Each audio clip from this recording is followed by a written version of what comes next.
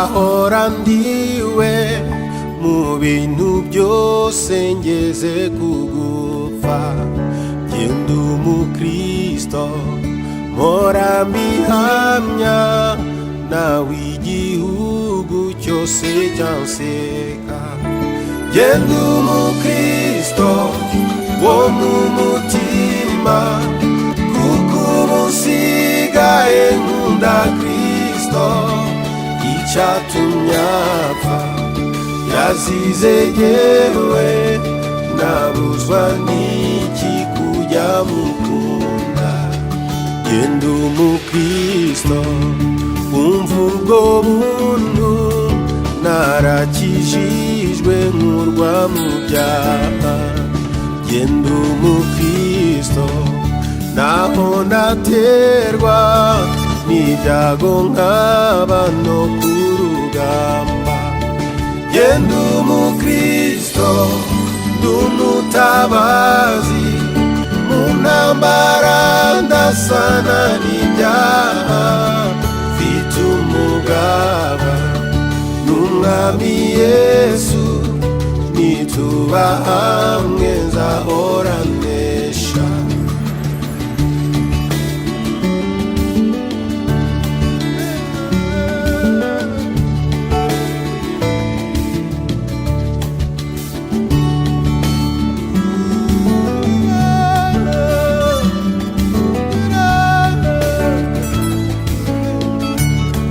Genda umukristo ndumwimukira, ndakomeje mu rugendo rwanjye. Iby'ino mw'isi ndabihinyuye, sigaye nifuza ibyo mw'ijuru. Genda umukristo gakondo yacu iri mw'ijuru ku Mana yacu. Nta nzara ibaye, nta n'imiruho, abaho bose baguwe neza. Genda umukristo gakondo yacu iri mw'ijuru ku Mana yacu. Nta nzara ibaye, nta n'imiruho, abaho bose baguwe neza.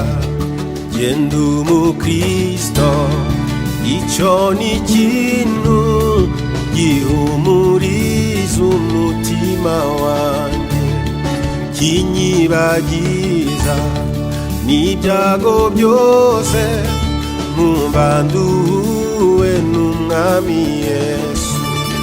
Genda umukristo uko ndi kose, maze nintumirwa ngiye gupfa. Nzagira ibyishimo bitavugwa, nzabona ihirwe ngiye mw'ijuru. Genda umukristo uko ndi kose, maze nintumirwa ngiye gupfa. Nzagira ibyishimo bitavugwa, nzabona ihirwe ngiye mw'ijuru. Nzagira ibyishimo bitavugwa, nzabona ihirwe ngiye mw'ijuru. Nzagira ibyishimo bitavugwa, nzabona ihirwe ngiye mw'ijuru. Nzagira ibyishimo